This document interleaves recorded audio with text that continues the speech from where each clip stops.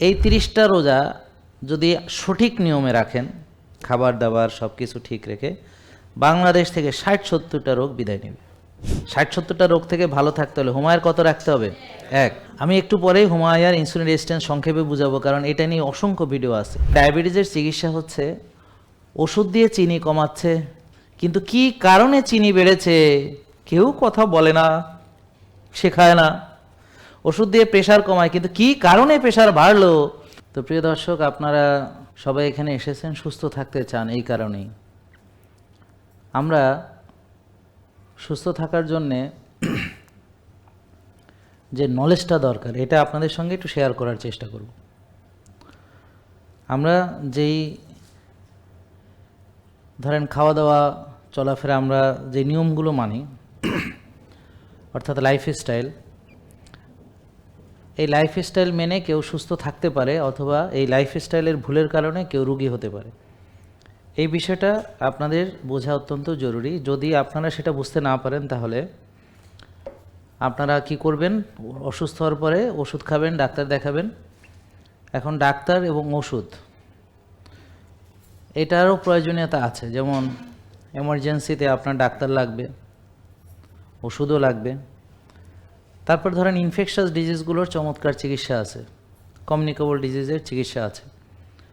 আপনার টাইফয়েড হলে, ম্যালেরিয়া হলে, অথবা ডায়রিয়া বা কলেরা হলে সেটার চিকিৎসা আছে। তো এই রোগগুলো ওষুধ সারা জীবন খেতে হয় না।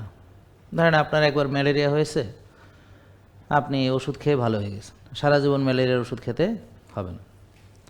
কিন্তু এমন না যে কোনো দিন আর ম্যালেরিয়া হবে না, আবার কামড়াইলে আবার হবে। তো এইভাবে ডায়াবেটিস যদি এমন হতো যে ওষুধ খেয়ে ভালো হয়ে গেছি, তো আবার হয়তো ডায়াবেটিস হয়েছে, আবার ওষুধ খাইছি, ভালো হয়েছি, সেটা একটা বিষয় ছিল। এখন আমাদেরকে বুঝতে হবে যে লাইফস্টাইল ডিজিজের সাথে ইনফেকশাস ডিজিজের পার্থক্য কী, কোনটা ওষুধ দিয়ে চিকিৎসা করা যায় আর কোনটা ওষুধ দিয়ে চিকিৎসা করা যায় না। এটা যদি আপনারা বুঝতে না পারেন, তাহলে ধোকার ভিতর থাকবেন। ওষুধ হলো একটা ধোকা, মানে ওষুধ মানে এই রোগের চিকিৎসা, ওষুধ হলো ধোকা। এটা আগে বুঝতে হবে, তা না হলে ধোকার ভিতরেই থাকবেন। দুঃখজনক, বেশিরভাগ মানুষ নিজে যেটা করে সেটাই সঠিক মনে করে। এখন মানুষ রোগ হইলে ডাক্তার দেখায়, ওষুধ খায়, এটাকেই সঠিক মনে করে। এখন ভাবে কি যে আমার ম্যালেরিয়া হইলেও এরকম চিকিৎসা যেরকম আছে, ডায়াবেটিস হলেও চিকিৎসা এরকম আছে, প্রেশার হইলেও এরকম চিকিৎসা আছে। তাহলে এটা আমাদের ধোকাটা কোথায় সেটা ধরায় দিতে হবে আপনাদেরকে। ধোকাটা হলো, আপনি যদি ম্যালেরিয়ার চিকিৎসা করতে গিয়ে রোগের চিকিৎসা না করে জ্বর কমান, কারণ ম্যালেরিয়ার কষ্টটা হচ্ছে জ্বর হয়, কাঁপুনি দিয়ে জ্বর আসে, গা ব্যথা করে। এখন আপনি যদি রোগীটাকে ভালো করে, বেশি করে প্যারাসিটামল 2টা করে 3 বেলা 4 বেলা খাওয়ান, পায়ুপথে ভল্টারিন সাপোজিটরি বা আরও কোনো মনে করেন যে সাপোজিটরি দেন ব্যথা কমানোর জন্যে, তো রুগীটা আরাম বোধ করবে, তার ভালো লাগবে, তার জ্বর নেই, ব্যথা নেই, সে সমস্যা নেই, মনে করবে আমি ভালো আছি। কিন্তু একটু পর আবার ঠেলা জ্বর আসবে, আসলে সে আবার ওষুধ খাবে। যদি সে ওষুধ বন্ধ করে, জ্বর বেড়ে যাবে। এখন ম্যালেরিয়ার যদি চিকিৎসা করেন, তাহলে জ্বর এমনিতেই ভালো হয়ে যাবে। ম্যালেরিয়ার চিকিৎসা করলে জ্বর এমনিতে ভালো হয়ে যাবে। এটা বুঝছেন কি না দেখেন, এটা কিন্তু গুরুত্বপূর্ণ। এখন ডায়াবেটিস তো ম্যালেরিয়া না, ডায়াবেটিস কোন জীবাণুর আক্রমণে হয়? ডায়াবেটিসের জীবাণুর নাম কি ভাই? তাহলে আপনি যে ওষুধ দিয়ে মারবেন, কারে মারবেন? তো ডায়াবেটিসের কোনো চিকিৎসা ডাক্তাররা করেন না, খুব ভালো করে খেয়াল রাখেন। ডায়াবেটিসের যে কারণ, মূল কারণ, অর্থাৎ ম্যালেরিয়ার মূল কারণ কি? ম্যালেরিয়ার জীবাণু আক্রমণ করছে। তাহলে ডায়াবেটিসের মূল কারণ কি? সেই মূল কারণের কোনো চিকিৎসা ওষুধ দিয়ে কেউ করেন না। কি করেন? চিনি কমান। ওষুধ না খেলে চিনি বেড়ে যায়, ওষুধ খেলে চিনি কমে যায়। তো যখন দেখে যে এই ওষুধে আর কাজ হচ্ছে না, ওষুধের ডোজ বাড়ান, তারপরে ইনসুলিনে নিয়ে আসেন। কিন্তু যেই কারণে, মূল কারণ ডায়াবেটিসের, সেটা তার জায়গাতে ঠিকই থাকে। এখন ম্যালেরিয়া রোগীর সাথে ডায়াবেটিস রোগীর পার্থক্য হলো যে ম্যালেরিয়ার রোগী যদি চিকিৎসা না করে ফেলে রাখেন ওটা মরে যাবে, কিন্তু ডায়াবেটিস রোগী যদি এইভাবে চিনি কমান, মূল কারণ দূর না করে, সে মরবে না ঠিকই, কিন্তু সে আরও 10টা রোগে আক্রান্ত হবে। এতে করে ডাক্তারদের বেনিফিট, রোগীদের সর্বনাশ। বোঝার চেষ্টা করেন। তো ধরেন আমি মূল কারণ দূর করলাম না, যেই কারণে ডায়াবেটিস হয়েছে সেটা ঠিকই থাকলো, আমি ওষুধ দিয়ে চিনি কমাচ্ছি, চিনি কমাতে কমাতে প্রেশার বাড়বে, ওষুধ দিয়ে প্রেশার কমাচ্ছি, এই চিনি প্রেশার ওষুধ দিয়ে কমাতে কমাতে এরপর আবার লিভারে ফ্যাট হয়ে ফ্যাটি লিভার হয়ে তারপর সিরোসিস, এবার আমি লিভার শেষ, এবার আমার চোখ নষ্ট হচ্ছে, diabetes nephropathy, diabetes retinopathy, diabetes neuropathy. মানে কি, রেটিনোপ্যাথি মানে হলো চোখে, নিউরোপ্যাথি হলো নার্ভে, আর নেফ্রোপ্যাথি হলো কিডনিতে। মানে ডায়াবেটিসের কারণে কিডনি, নার্ভ এবং কি চোখ। তো এইভাবে brain stroke, paralysis, brain stroke মানে কি প্যারালাইসিস, আর হার্ট অ্যাটাক। তারপর অ্যালজেমাস ডিমেনশিয়া, পুরুষদের ইরেকটাইল ডিসফাংশন, মেয়েদের পিসিওএস পিসিওডি। তো গতকালকে একটা ভিডিও দিয়েছি, আপনাদের যারা আজকে লাইভ দেখছেন ফেসবুকে অনেকেই জয়েন করেছেন। আশা করি আপনারা এখন একটু নির্বাচন গেছে, আশা করি এখন একটু নিজের স্বাস্থ্যের দিকে মনোযোগ দিবেন। আপনারা মেলা পরিশ্রম করছেন যে এবার একটু নিজের দিকে তাকান, অনেক কষ্ট করছেন। তো আপনাদের জন্য দোয়া করি যে কষ্ট করে যাদেরকে ক্ষমতায় আছেন তারা যেন আপনাদের দিকগুলো দেখে। অতীতে কখনো এরকম নজির পাই নাই। তো দেখি যাদের জন্য কষ্ট করছেন, দেখি আপনাদের অনেক দেখবে আশা করতেছি, দোয়া করি আর কি আপনাদের জন্য। মেলা কষ্ট করছেন, এবার নিজের দিকে তাকান। হ্যাঁ, তো গতকালকে ভিডিও দিয়েছিলাম উচ্চ রক্তচাপের উপরে, তার আগের দিন ভিডিও দিয়েছিলাম ডায়াবেটিসের উপরে। তো এই 30টা রোজা যদি সঠিক নিয়মে রাখেন, খাবার দাবার সব কিছু ঠিক রেখে, বাংলাদেশ থেকে 60-70টা রোগ বিদায় নেবে, থাকবেই না। কারণ কি, আমরা মূলে আঘাত করব। হ্যাঁ, আমরা মূল উৎপাদন, রোগের যে মূল সেটাকে উৎপাদন করতে হবে। এটা সম্ভব হবে হচ্ছে, আমি কি বললাম কি বিশ্বাস হইতেছে না? তবে একদম নির্মূল হবে না। ধরেন কিছু প্রেশার রোগী থাকবে, একদম হয়তো ওদের 1 মাসে ভালো হবে না, হয়তো কয়েক মাস সময় বেশি লাগতে পারে। আর কিছু টাইপ 1 ডায়াবেটিস রোগী যাদের ইনসুলিন তৈরি হয় না, এরা কয়েকজন থাকবে, বেশি না, অল্প সংখ্যা অল্প, বাট মেজরিটি ধরেন প্রায় 95% ডায়াবেটিস থাকবে না, যদি সবাই এটা মানে। তো নির্বাচিত সরকারের প্রতি, যদি এখনও এরা গঠন করে পারে নাই, তারপরও আহ্বান জানাই যে তারা যেন আমার এই কথাগুলো আমলে নিয়ে তাদের যে চিকিৎসা পরামর্শ, আমি বলতেছি না চিকিৎসা সেবা, কারণ চিকিৎসা সেবার প্রয়োজনই হবে না আমি যদি সুস্থ থাকি। খেয়াল করেন, যেই পরামর্শ মেনে রোগী সুস্থ থাকবে ওই পরামর্শগুলো গভর্নমেন্টের থেকে দিবে। রিয়েল ফুড খান, ফেক ফুড খায়েন না, একটা কথা শেষ। এই যে তুমি ইংরেজি বুঝো, হ্যাঁ তুমি ইংরেজি বুঝো, হালকা হালকা বুঝবা কেন, এটা সহজ ব্যাপার, রিডিং পড়তে পারো। হ্যাঁ, তো যদি নাও বুঝো তুমি কপি করিয়া জেমিনাইতে পেস্ট করিয়া কবা বাংলা বানায় দেন, তো বানায় দিবে। এখন এটা কোনো বিষয়ই না, বিষয়। আচ্ছা, তো রবার্ট এফ কেনেডি জুনিয়র, এটা হচ্ছে মার্কিন সেক্রেটারি, মার্কিন স্বাস্থ্য এবং মানবিক বিভাগ। তো ওনার ফেসবুক পোস্ট ফলো করবো, এখন দেখবা যে ওখানে রিয়েল ফুড খেতে মাইক টাইসনকে নিয়ে আসছে, মাইক বাইট, যে সে রিয়েল ফুড খাবে। তা আমাদের দেশে এরকম অনেক সেলিব্রিটি আছে, অনেকে আছে, তাদেরকে আমরা প্রমোট করতে পারি যে রিয়েল ফুড খান, সবাই রিয়েল ফুড খান। আর যারা আলেমরা আছে তারা হালাল তো খান, হালাল তো খান, মানে যে যেটা বুঝে। সবাই তো আর ভাই ইসলাম পছন্দ করে না, অনেকে ইসলাম পছন্দ করে না, যদিও নামে মুসলমান কিন্তু পছন্দ করে না, তাদের পোশাক আশাকে চলাফেরায় রীতিনীতিতে সেটা মনে হয় না। তো বাস্তবে আমরাও করি না। যেমন ধরেন একটু পরে টের পাবেন। এখন যদি আর একটা কঠিন কথা বলি, দেখেন হজম করতে পারবেন কিনা, কিন্তু কথা সত্য, তবে সত্য তিতা হয়, হজম করা কষ্ট হয়। যে কোনো সত্যিকারের মুমিন যে প্রকৃতপক্ষে আল্লাহকে ভালোবাসে, কুরআন সুন্নাহ অনুযায়ী 100% চলে, তার ডায়াবেটিস হতে পারে না। তো তাহলে কেন হচ্ছে? কারণ সে আল্লাহর নিয়ম অনুযায়ী হালাল তৈব খায় না, হালাল তৈব চিনেই না, সে তৈব কাকে বলে চিনেই না।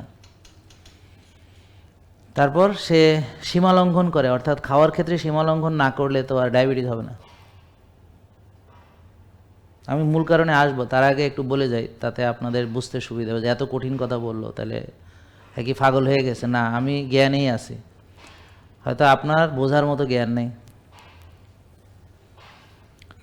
তাইলে আল্লাহ যা পছন্দ করেন সেটা যদি আমি পছন্দ করি, তাহলে আমাকে হালাল তয়েব খেতে হবে। তাহলে তয়েব মানে কি? Real food. এক ভাগ খেতে হবে, সুন্নাহ। ক্ষুধা লাগা পর্যন্ত অপেক্ষা করতে হবে, সুন্নাহ। ক্ষুধা থাকতে থাকতে খাওয়া শেষ করতে হবে, সুন্নাহ। রোজা রাখতে হবে সপ্তাহে 2টা মিনিমাম, অন্য অন্য চাঁদের রোজা, আবার আমাদের রমজানে 30টা রোজা। তারপর কায়িক শ্রম বা ব্যায়াম করতে হবে, কায়িক শ্রম বা ব্যায়াম করতে হবে। এশার পরে ঘুমাইতে হবে, ফজরের নামাজ মসজিদে যেয়ে জামাতে পড়তে হবে, 5 ওয়াক্ত নামাজ মসজিদে গিয়ে জামাতে পড়তে হবে, তাহাজ্জুদ পড়তে হবে, কল্যাণ কাজ করতে হবে, জমিনে বিচরণ করতে হবে। সীমা লঙ্ঘন করা যাবে না, সীমা লঙ্ঘন করা যাবে না, হ্যাঁ, হতাশ হওয়া যাবে না, মুমিন হতাশ হয় না, সব কোরআন হাদিসের কথা। তা আমরা যদি এইভাবে চলি তাহলে তো আমাদের এই রোগগুলো হবে না। ডায়াবেটিসের চিকিৎসা হচ্ছে ওষুধ দিয়ে চিনি কমাচ্ছে, কিন্তু কি কারণে চিনি বেড়েছে কেউ কথা বলে না, শেখায় না। ওষুধ দিয়ে প্রেশার কমায়, কিন্তু কি কারণে প্রেশার বাড়লো? বলে তোর বাপ মার সমস্যা, তোকে জিনে অসুবিধা আছে, নাউজুবিল্লাহ। তাহলে এত লোকের জিনে অসুবিধা হয়ে গেল, তো এই 30-40 বছর আগে এত লোকের জিন কইছিল? এখন ঘরে ঘরে সব রুগী, এখন সব রুগী কিনা বলেন? দেখেন, আমার কথা ভুল হলে ধরায় দেবেন, আমি ভুল স্বীকার করতে সদা প্রস্তুত, কারণ মানুষ মাত্রই ভুল, ম্যান ইজ মর্টাল, নাকি? আচ্ছা, তো মানুষ মাত্রই কি ভুল। তা এখন ভুল করতে মানুষই ভুল করবে, সমস্যা নেই। তাহলে ঘরে ঘরে ফার্মেসি আছে কিনা বলেন? কথা কন না গে? এই ওষুধ কে খায়? যাদের ঘর তারাই খায়। তো কোন ঘর আছে ওষুধ নাই? তাহলে কোন ঘর আছে রুগীবিহীন?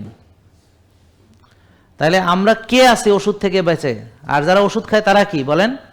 কথা বলেন। রুগী। বলেন, সবাই বলেন, কি ওষুধ খায় যারা তারা কি? এই তো রুগী। ওষুধ খায় কি? সে কি? কথা কয় না, রুগী। হ্যাঁ, তাহলে আমরা কি? তাহলে কিভাবে একটা জাতি এই 30-40 বছর সময়ের ভিতরে সম্পূর্ণ রুগী জাতিতে পরিণত হইল? এর কারণ কি? এটা আমাদের বিশ্লেষণ করতে হবে না? তা এখন ধরেন আপনি বিশ্বাস করলেন কি ওষুধকে, ঠিক আছে, ওষুধ আপনি খাচ্ছেন, এখন কবে ভালো হবেন? ডায়াবেটিস যারা আছে একটু হাত তোলেন, যাদের ডায়াবেটিস, সবাই যাদের আছে, যাদের আগে ছিল তারাও হাত তোলেন, যাদের আগে ছিল, সবাই সবাই। ওকে, আপনি কি আগে ছিল এখন নাই? আলহামদুলিল্লাহ। তো কিভাবে ভালো হলো? ওষুধ খেয়ে খেয়ে? তাহলে নিয়ম মাইনা? ওকে, গুড, নিয়ম মাইনে ভালো হয়েছে। তাহলে ওষুধ খেয়ে চেষ্টা করছেন কত বছর? 5 বছর। তাহলে আর আপনারা যারা ওষুধ খাচ্ছেন এখনও ডায়াবেটিসের, তারা একটু হাত তোলেন। বাবা, আপনি কত বছর ওষুধ খাচ্ছেন? বাবা ভুলেই গেছে, বাবা মনে করে হিসাব করে কক। বাবা হিসাব করে কন, কত বছর? 25-30 বছর। তো বাবা 25-30 বছর ওষুধ খাচ্ছে, তো বাবা এখন ভুলেই গেছে, স্মৃতিভ্রষ্ট হয়ে গেছে, মনেই নাই যে এতদিন ধরে ওষুধ খাচ্ছে, যে ভুলেই গেছে। এখন উনি অনেক চিন্তা ভাবনা করে বলছে, কিন্তু কষ্ট হয়েছে। কারণ কি, এই দীর্ঘদিন ডায়াবেটিস পুষে রাখলে, ওষুধ খেলে ব্রেনের উপরে প্রভাব ফেলে, ভুলে যাওয়ার প্রবণতা, মনে থাকে না। একটা কথা উত্তর দিলে অনেক ভাবনা চিন্তা করে এটারে অর্গানাইজ করতে হয়, আর্টিকুলেশন করতে হয়, এত সোজা না। কারণ কি, ব্রেন প্রসেসটা আর ঠিকমতো কাজ করে না, স্লো প্রসেসে চলে গেছে। কি বাবা, ঠিক না? দুর্বল হয়ে গেছেন না এখন এত বছর ওষুধ খাইতে খাইতে? নাকি নাকি সবল হয়ে গেছেন? দুর্বল হয়ে গেছে। তাইলে 30 বছর ওষুধ খেলে বাদ দেন, আমি মনে করি ওষুধ ভালো। হ্যাঁ, আসেন আমরা ভালো ওষুধের ওয়াজ করি। হ্যাঁ, তো ওষুধ ভালো, আমরা সবাই ওষুধ খাবো। এখন কথা হলো, ওষুধ একদম ক্ষতি নাই, ওষুধ খেলে 30-40 বছর পরেও কোনোই ক্ষতি হবে না, ওষুধের কোনো পার্শ্ব প্রতিক্রিয়া নাই, তাইলে আমরা সবাই ওষুধ খাই, কি ঠিক আছে? তো এই কথা তো কেউ বলতে পারবে না। আপনাকে আমি 10টা প্রশ্ন করব, এই 10টা প্রশ্নের উত্তর দিলে বুঝে যাবেন যে আপনার কেন এই মাথা ভুলে যাওয়ার জিনিস আছে। আপনি কি সয়াবিন তেল খান? আপনি কি সাদা ভাত খান? আপনি কি সাদা রুটি খান? আপনি কি সাদা মানে যে দুধ খান? আপনি কি সাদা লবণ খান? আপনি কি মনে করেন প্রসেসড আল্ট্রা প্রসেসড ফুড খান? যদি সবগুলো হ্যাঁ হয়, আপনি কি চাষের মাংস খান, চাষের সবজি খান, চাষের গরু খান, চাষের ছাগল খান, ফার্মের ডিম খান, ফার্মের মুরগি খান, যদি সব উত্তর ইয়েস হয় তাহলে আপনার ব্রেন নষ্ট হওয়ার জন্য এইটুকুই যথেষ্ট। এরপরও আপনি টেনশন করেন কিনা, ইয়েস। রাত জাগেন কিনা, ইয়েস। দেরি করে ঘুমান কিনা, ইয়েস। ব্যায়াম করেন কিনা, নো। রোদ লাগান কিনা, নো। এই জন্য এই অবস্থা হচ্ছে। আশা করি বুঝে ফেলছেন। একটা মানুষ ধরেন সে ঘাসে হাঁটে না, সে রোদ্রে যায় না, সে শ্বাসের ব্যায়াম করে না, সে কফি আনামা করে না, বুঝতে পারছেন? এই যে তার যদি এই অভ্যাসগুলো মনে করেন যে আমরা যেগুলো করে সুস্থ আছি, তো তার ব্রেনও কম কাজ করবে। ব্যায়াম না করলে ব্রেন কম কাজ করবে, রাত জাগলে ব্রেন কম কাজ করবে, টেনশন করলে, হতাশ হইলে, অতীত নিয়ে যারা বেশি ভাবে, অতীতের কথা ভাবে, হ্যাঁ, অতীতের কথা ভেবে, হ্যাঁ, গান আছে না, হ্যাঁ, তো এই অতীতের কথা ভাবে খালি, হ্যাঁ, আর তারা মনে করে আমার ফিউচার বলতে কিছু নাই, আমি মানে নিজেকে সে অনেক ইয়া মনে করে যে না আমার ভবিষ্যৎ নাই, বুঝছেন? তো এই যে জিনিসগুলো বোন কম বেশি আছে তো নাকি, এটা হলো ব্রেন নষ্ট হওয়ার বুদ্ধি। তারপর পেটে যদি বাজে ব্যাকটেরিয়া থাকে তো ডিরেক্টলি ব্রেনকে নষ্ট করবে, ব্রেনে বাজে চিন্তা আনবে, বুঝতে পারছেন? খারাপ খারাপ চিন্তা আনবে। ওই ধরেন অতীতে স্বামী 10 বছর আগে কি কইছে এটা নিয়ে ঝগড়া লাগাই দিবেন এর লাগে, মেলেনি দেখেন। ও হ্যাঁ, বাড়িতে গেলেই, বাইরে গেলেই তার চিন্তা অমুকে অমুক দিন আমার এই কথা বলছিল, তমুক দিন এই কথা বলছিল। আসেনি এইসব চিন্তা, আসলে মনে করবেন যে আপনার ওই পেটের মধ্যে সমস্যা, হজমের যদি সমস্যা থাকে, যদি রেগুলার গ্যাসের ওষুধ খান, বুঝলেন তো প্রবলেম। তাহলে এবার বুঝছেন যে যারা এই নিয়মগুলো ফলো করে, অর্থাৎ ব্যায়াম করে না, রাত জাগে, টেনশন করে, হতাশ হয়, নষ্ট খাবার খায়, বারবার খায়, বেশি বেশি খায়, দাওয়াত খায়, বিভিন্ন রেস্টুরেন্টে খায়, মনোসোডিয়াম গ্লুটামেট খায়, তারপর ওই যে বিভিন্ন ওই যে কমিউনিটি সেন্টারে গিয়ে খায়, হ্যাঁ, বন্ধুবান্ধব মিলে খায়, ফাস্ট ফুড খায়, প্রসেসড ফুড খায়, আল্ট্রা প্রসেসড ফুড খায়, বুঝতে পারছেন? কিন্তু ওভাবে ওই রোজা সেভাবে রাখা হয় না আর কি, হ্যাঁ। তো এইভাবে সে বারবার খায়, বেশি বেশি খায়, তো তাদের সবার ব্রেন এরকম হবে। তারা সবাই রুগী কিন্তু এখনও জানে না। যখন জানবে তো 15 বছর পরে জানবে তার ডায়াবেটিস হয়েছে, তারপরে 40-50 বছর পরে জানবে তার হার্ট অ্যাটাক হয়েছে, মানে কিন্তু ঘটনা শুরু হয়েছে অনেক আগে, ঘটনা শুরু হয়েছে অনেক আগে, বুঝতে পারছেন? তো আমাদের এখানে ঘটনা শুরু হওয়ার অনেক আগে আমরা বুঝবো যে তার ডায়াবেটিস হবে কিনা। এই পরীক্ষার নাম হলো হোমায়ার। হোমায়ার করলে আমরা বুঝবো যে তার ভবিষ্যতে ডায়াবেটিস হবে কিনা। ডায়াবেটিস হওয়ারও বহু আগে বোঝা যাবে তার ডায়াবেটিস হবে কিনা। তো হোমায়ার যদি তার বেশি থাকে, তাহলে বোন যেমন উনি জানেন না ওনার হোমায়ার কত, তো আমি বলবো যারা এখনও সুস্থ, এই যে তোমরা জেনজি, তোমার ভিটামিন ডি কম, তুমি যা টেস্ট করে দেখো, তোমার ভিটামিন ডি কম, তোমার ভিটামিন ডি তোমারও কম, সবার কম, হ্যাঁ। ভিটামিন ডি যদি 90-100 রাখতে পারো তোমরা ভালো থাকবা ইন ফিউচার। যেমন তুমি ব্যায়াম করো, তার মানে তুমি মনে করো ব্যায়াম করার দরকার নেই, ঠিক, কিন্তু এক সময় দেখবা তুমি দুর্বল হচ্ছ, আরও দুর্বল হচ্ছ, আরও দুর্বল হচ্ছ, তারপর আর একটু বয়স হবে, মাজা ব্যথা হবে, গিরা ব্যথা হবে, মাথা ব্যথা হবে, মাইগ্রেন হবে। মাইগ্রেনের সমস্যা আছে নাকি? মাথা ব্যথা অলরেডি শুরু হয়েছে, হ্যাঁ। তারপরে পিসিওএস হবে, অনেক কিছু হবে, বুঝছো? তাহলে ও ছোট মানুষ, ওর যদি মাইগ্রেন হয় তাহলে আর বাকিদের কি অবস্থা হবে? মাইগ্রেন হলেও আলো পছন্দ করবে না, অন্ধকার থাকতে চাইবে, একা একা থাকতে গ্যাঞ্জাম ভাল লাগবে না, যেখানে গ্যাঞ্জাম ওইটাই সে অ্যাভয়েড করার মানে চেষ্টা করবে। চোখের যত্নে কী কী দরকার? আমাদের লাইফস্টাইল ফলো করেন, ইনশাল্লাহ দেখবেন চোখের যত্ন হয়ে যাবে। কারণ আমাদের লাইফস্টাইল ব্রেনের যত্নে, চোখের যত্নে, স্কিনের যত্নে, রূপের যত্নে, হ্যাঁ, বডি ফিগারের যত্নে, সকল যত্নের ভিতরে এটা আছে, সব কিছু। কিডনির যত্ন, লিভারের যত্ন, হার্টের যত্ন, বুঝতে পারছেন? প্যানক্রিয়াজের যত্ন, পেটের যত্ন, চামড়ার নিচে যেগুলো আছে, হ্যাঁ, সব কিছু, বুঝতে পারছেন? ভেসেলের যত্ন, মানে সব কিছু আমার এই লাইফস্টাইলে ইনক্লুডেড। যেমন আমরা বরফ থেরাপি করছি, এটার একটা উপকারিতা, আমরা হট শাওয়ার করছি, এটার আর একটা উপকারিতা, আমরা নারকেলের তেলে ম্যাসাজ করি, রোদ্রে যাই, সেটার একটা উপকারিতা, আমরা কফি এনামা করি, সেটার উপকারিতা, শ্বাসের 8টা ব্যায়াম, সেটার উপকারিতা, ঘাসে হাঁটার আর একটা উপকারিতা, ফার্মেন্টেড ফুডস খাওয়ার একটা উপকারিতা, প্রিবায়োটিক্স প্রোবায়োটিক্স বা সিম্বায়োটিক্সের একটা উপকারিতা। এরকম আমি যদি বলতে যাই আমাদের অনেক কিছু আছে। চুল কিভাবে আমার ভালো রাখা যায়, তাই যে এখন যে চুল আছে, ছোট মানুষ, ওই যে ওর যে চুল আছে, এটা কিন্তু বড় হইলে থাকবে না। এই চুলগুলো চিকনা চিকনা হয়ে যাবে, ফ্রাজাইল হয়ে যাবে, কোনোটার গোড়া থাকবে না, কোনোটার আগা ফাটবে, পড়তে শুরু করবে, চিরুনি দিলে খাবলা খাবলে উঠে আসতে শুরু করবে। এগুলো হলো সব পুষ্টি ঘাটতির। তা কীভাবে হবে? আমার দরকার ভালো প্রোটিন খাওয়া, ভালো ফ্যাট খাওয়া, ভালো ব্যায়াম করা, ভালো ঘুমানো, ভালো মানসিক প্রশান্তি চর্চা, সব কিছু মিলাই এই জিনিসটা ঠিক থাকে। আর চুল তো শুধু ওই যে খালি মনে করে অনেকে সিরাম মারে এ দিয়ে কি চুল হয়? ভিতরে যদি চুল তৈরির কম্পোনেন্টে যদি ঘাটতি থাকে তাহলে কিভাবে আপনার উপর দিয়ে মারলে হবে? এটা তো সম্ভব না। তো ধরেন আমাদের এই যে বিল্ডিং, এটা বানানোর জন্য আমাদের রড দরকার, ইট, বালু, সিমেন্ট সব কিছু দরকার, তাই না? তা এখন আমার যদি কোনো ম্যাটেরিয়ালস না থাকে, আমি বললাম যে শুধু একটা জিনিস দিয়ে আমি যদি বলি যে বিল্ডিং বানায় দেন, তাই কি হয়? এটা তো হবে না। তাহলে আমাকে বিল্ডিং বানানোর জন্য অনেকগুলো র মেটেরিয়ালস দরকার হয়, তাই না? তো সবগুলো র মেটেরিয়ালসের কোনো একটাতে ঘাটতি হলে আমার বিল্ডিং মজবুত হবে না বা হবেই না, ঠিক? তা এরকম চুল তো আর শুধু একটা জিনিস দিয়ে তৈরি না, চুল তৈরির নানান কম্পোনেন্ট আছে। তারপর আবার চুল যেখানে অবস্থান করে সেখানে রক্ত সাপ্লাই যাচ্ছে কিনা, আবার দেখা গেল স্ক্যাল্পের ভিতরে যদি খুশকি থাকে বা স্ক্যাল্পে যদি কোনো ডিজিজ থাকে তো চুল আবার পড়ে যায়, আছে না? তারপর দেখবেন কেমো যারা নেয় তাদের সব চুল পড়ে যায় কেমোথেরাপি দিলে। তো এরকম অনেক কেমিক্যাল মেডিসিন যেগুলো আমরা প্রতিনিয়ত ইনজেস্ট করছি, বাতাস থেকে নিতেছি, পানি থেকে নিতেছি, খাবার থেকে নিতেছি, ওষুধ হিসেবে খাচ্ছি, এগুলোরও একটা প্রতিক্রিয়া আছে কি নেই? তারপর টেনশন করলে তো এমনি জানি যে এটা পড়ে, রাত জাগলেও পড়ে। ভিটামিন ডিও এখানে প্রয়োজন, প্রোটিন দরকার, বুঝতে পারছেন? ফ্যাট দরকার, সিবাম দরকার, ভালো ওই যে যেন সিবামগুলো থাকে এখানে চুলের গোড়াগুলোতে, যেমন এটা নাহলে খুস্ক হয়ে যাবে, রুক্ষ হয়ে যাবে, উড়ে যাবে, হ্যাঁ উঠে যাবে, বুঝতে পারছেন? হ্যাঁ, তাই যে এগুলো দরকার। তা এখন অনেক কিছু দরকার আসলে। তো মূল কথা হচ্ছে আপনারা সুস্থ থাকতে চাইলে আপনার পেট ভালো থাকতে হবে, আপনার ব্রেন ভালো থাকতে হবে, আপনার লিভার ভালো থাকতে হবে, আপনার কিডনি ভালো থাকতে হবে, আপনার রক্ত ভালো থাকতে হবে, বুঝতে পারবেন? সব কিছু ভালো থাকতে হবে। তার মানে কি?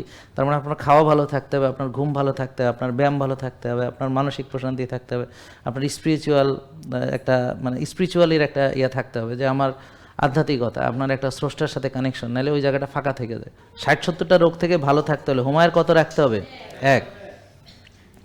আমি একটু পরেই হুমায়ুয়ার ইনসুলিন রেজিস্ট্যান্স সংক্ষেপে বুঝাবো, কারণ এটা নিয়ে অসংখ্য ভিডিও আছে। তা আমাদের আজকের যে ফোকাসটা হচ্ছে রোজার ভিতরে আমি এই হুমায়ুয়ার 1 বানাতে পারলে আমার 60-70টা রোগ থেকে আমি নিরাপদ, অথবা হবে না বা ভালো হবে। তাহলে শুধু হুমায়ুয়ার 1 বানাইলে কি হবে না? তাহলে কি করতে হবে? টিজিএইচডিএল রেশিও 2 এর নিচে রাখতে হবে। টিজিএইচডিএল রেশিও 2 এর নিচে রাখতে হবে। এই যে বোন, আপনার টিজিএইচডিএল রেশিও কত জানেন? তাই যে এই কারণে বুঝতে হবে। তার মানে আপনি ভাবতেছেন যে আপনার রোগ নেই, তার একটা লোকের রোগ না থাকলেও তার হুমায়ুর বেশি থাকতে পারে, টিজিএইচডিএল রেশিও খারাপ থাকতে পারে, সিআরপি খারাপ থাকতে পারে, ইনসুলিন বেশি থাকতে পারে, কিন্তু তার সুগার নর্মাল থাকতে পারে। তাহলে সুগার বেশি থাকলে তার ডায়াবেটিস একটা রোগের নাম পাওয়া গেছে। কিন্তু ইনসুলিন বেশি থাকলে এটার একটা রোগ হাইপার ইনসুলিনিমিয়া, এই রোগের কথা ডাক্তাররা আপনাকে বলে নাই, শেখায়নি, কোনোদিন বলবেও না, যদি তারা ওষুধ দিয়ে রুগী পুষতে চায়। আর যদি রুগীকে ওষুধ মুক্ত করতে চায় তাইলে বলবে, করাবে এবং ইনসুলিন কমানোর বুদ্ধি দেবে, হুমায়ুর কমানোর বুদ্ধি দেবে। আর যদি ইনসুলিন হুমায়ুর কমায় রাখতে পারেন, আপনার 60-70টা রোগ থেকে আপনি বেঁচে যাবেন। তো আপনাকে ডায়াবেটিস রুগী দেখবেন খুব কমই ভিটামিন ডির উপর গুরুত্ব দেওয়া হয়, অথচ অনেকগুলো রিসার্চে ভিটামিন ডিকে সিরিয়াস গুরুত্ব সহকারে দেখা হচ্ছে। এখন পাবলিক আর বোকা নেই। এখন এই যে জেনজি, তোমরা বিভিন্ন রিসার্চগুলো দেখবা যে ফাস্টিং ডায়াবেটিসের কী কী উপকার করে, ফাস্টিং রোজা বা ফাস্টিং, হ্যাঁ, এটার উপরে অসংখ্য জার্নাল পাবা, তোমরা এগুলো ডাউনলোড করবা, ইংরেজি ভালো না বুঝলে বাংলায় ট্রান্সলেট করে নেবা, পড়বা। তাই এগুলো মানুষের কথা বিশ্বাস করো। এখন যদি তুমি দেখো যে হ্যাঁ রোজা তো খুবই উপকার আমার ডায়াবেটিস রোগীর রোগ ভালো করার জন্য বলতেছি, পোষার জন্য না, ভালো করার জন্য। কেন? কারণ দেখেন ডায়াবেটিসের মূল কারণ হচ্ছে কোষে ওভারলোড। ডায়াবেটিসের মূল কারণ কি? খুব খেয়াল করেন, আমি সিম্পল বুঝাবো, তর্কের মধ্যেও যাব না, আর বিজ্ঞান এমনভাবে বলবো না আপনি যেন বুঝতে না পারেন, সহজভাবে। ধরেন আমার কোষে যদি জায়গা থাকে ফাঁকা, তাহলে রক্তের চিনি কোষে ঢুকবে, শক্তি তৈরি হবে, আমি সেই শক্তি দিয়ে চলবো। আমি ভাত খাবো, চিনি আসবে, রুটি খাবো, ফল খাবো, দুধ খাবো, রক্তের চিনি আসবে, চিনিটা কোষে ঢুকবে, আমি শক্তি পাবো, শক্তি দিয়ে চলবো, আমার কোনো রোগ নাই। বোঝা গেল? ক্লিয়ার? আচ্ছা, এখন আমি যদি এই কোষ ভরাট করে ফেলি তাহলে কোষে আর জায়গা নেই। এখন রক্তের চিনি কোষে ঢুকতে পারে না। এখন আমি ভাত খাই, রক্তে চিনি আসে, রুটি খাই চিনি আসে, ফল খাই চিনি আসে, দুধ খাই চিনি আসে, চিনি খাই চিনি আসে। এখন চিনি আসে কিন্তু ঢুকতে পারে না, তো তখন কী হবে? রক্তের চিনি বাড়িয়ে ডায়াবেটিস হবে। এই হলো ডায়াবেটিসের মূল কারণ। তাহলে এখন যদি আমার কোষ সবসময় ফাঁকাই থাকে তাহলে আমার আর ডায়াবেটিস হতেই পারবে না। বোঝা গেল? তো অনেকের আছে কোষে ওভারলোড আছে, কিন্তু ডায়াবেটিস নাই। কেন? কারণ বডি কি করে, বেশি ইনসুলিন তৈরি করে, ওই রক্তের চিনি জোর করে কোষে ঢুকায়। চিনি নর্মাল, কিন্তু ইনসুলিন বেশি থাকে, হোমায়ার বেশি থাকে, কোষে ওভারলোড থাকে। তা সুগার বেশি, এটা জানতে পারা যায় আরও 10-15 বছর পরে। তার মানে যেদিন ডায়াবেটিস হলো তারও 10-15 বছর আগে থেকে আপনার কোষে ওভারলোড শুরু হয়েছে। আর যদি আপনি কোষের ওভারলোড মাপে ফেলেন, হোমায়ার মাপেন, তাহলে ডায়াবেটিস হওয়ারও 10-12 বছর আগে আপনি বুঝবেন যে আপনার ডায়াবেটিস হয়ে গেছে। দেখেন বুঝেন কি না, বুঝতে পারছেন? তাহলে ডায়াবেটিসের মূল কারণ হলো কোষে ওভারলোড। ডায়াবেটিসের মূল কারণ কি? তাহলে রোজা কোষ খালি করতে সাহায্য করে, রোজা কোষ খালি করতে সাহায্য করে। তাহলে রোজা হলো ডায়াবেটিসের ট্রিটমেন্ট। এখন যদি আমি রক্তের চিনি ওষুধ দিয়ে কমাই, সেটা ট্রিটমেন্ট না, সেটা হলো ওই যে ম্যালেরিয়ার রোগীর জ্বরের ওষুধ দেওয়ার মতো। তাহলে ডায়াবেটিসের মূল কারণ কি? সেটা হলো কোষে ওভারলোড। সেটা না দেখা আমি যদি চিনি কমাই, যে আমি চিনিকে সমস্যা হিসেবে দেখতেছি, যে রক্তের অবশ্যই চিনি বেশি একটা প্রবলেম, কিন্তু আমি মূল প্রবলেম বলতেছি চিনি বেশি। তুমি চিনি কমাও, চিনি মাপো, 6 বেলা চিনি খাও, 6 বেলা চিনি খাও, 6 বেলা চিনি খাও। ডায়াবেটিস রুগীকে বলে 6 বেলা চিনি খেতে বলে।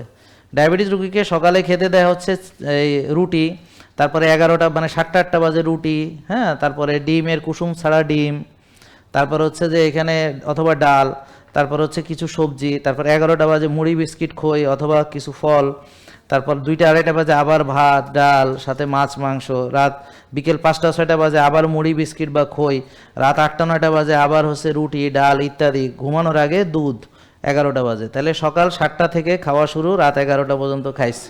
তাহলে 6 বেলা চিনি খাইছে। এখন চিনি খাইছে আর চিনি বেশি, তারা দিছে 6 বেলা চিনি খাইতে, তার ওষুধ ইনসুলিন দিয়ে ওই কোষে আবার ঢুকাইতে আছে। মানে রোগের মূল কারণ তো দূর করেই না, বরং মূল কারণটাকে আরও ক্ষতিগ্রস্ত করে, আরও বাড়ায়। এই জন্যে ডায়াবেটিস রোগী চিকিৎসা করতে করতে হ্যার চোখ নষ্ট হয়, লিভার নষ্ট হয়, কিডনি নষ্ট হয়, প্রেশার হয়, আরও নানান রকম সমস্যা হয়। চিকিৎসা করে সে ভালো হয় না, কোনো দিন হবেও না, কারণ সে আসল কারণ চিকিৎসা করে না, সে চিকিৎসা করে চিনির চিকিৎসা। তো চিনি খাওয়ায় আর চিনি ওষুধ দিয়ে কমায়, তাহলে চিনি যায় কই? কোষের মধ্যে। তো কোষে কি আগে থেকে ওভারলোড ছিল কিনা? উত্তর হলো ছিল। তাহলে আগে থেকে ওভারলোড ছিল, মানে রোগের মূল কারণ হলো কোষে জায়গা নেই। তাহলে চিকিৎসা করিয়া কোষের জায়গা নেই, চিকিৎসা করিয়া ওই রক্তের চিনি ইনসুলিন দিয়ে কোষেই ঢুকায়। তাহলে এভাবে তার কি হয়? ইনসুলিনের মাত্রা বাড়াইতে হয়, আবার আবার বাড়াইতে হয়, বাড়াইতে হয়, মাত্রা বাড়াইতে। একসময় অনেক ইনসুলিন দেওয়ার পরও আর ঢুকে না, কারণ এমন অবস্থা হয় যে যতই ইনসুলিন মারো এখানে আর ঢুকবে না। জেকে লাইফস্টাইল, ওষুধ মুক্ত সুস্থ জীবন।